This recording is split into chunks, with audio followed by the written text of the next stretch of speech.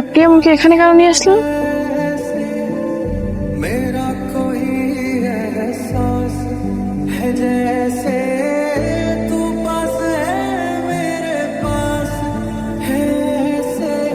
কি কোন দুনিয়ায় আছো? তুমি আমি আমি নিশান। তুমি আর কখনো আমার পিছনে কুকুরের মতো ঘুরঘুর করবা না। আমাকে পাওয়ার যোগ্যতা তোমার নাই, বুঝছো? ওই ইয়াশ চৌধুরী কুকুরের পিছনে যে টাকা খরচ করে পুরো মাস গেলেও তুমি সেই টাকা ইনকাম করতে পারবা না, বুঝছো?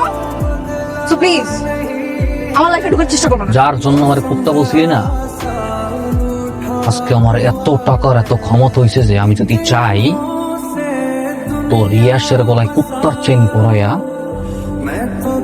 আর পুরো ঢাকা শহর কুত্তা বানাই করাইতে পারো।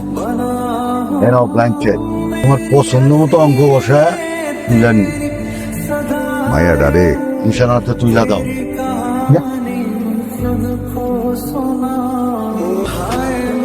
নেন ভাই, এটা এখন থেকে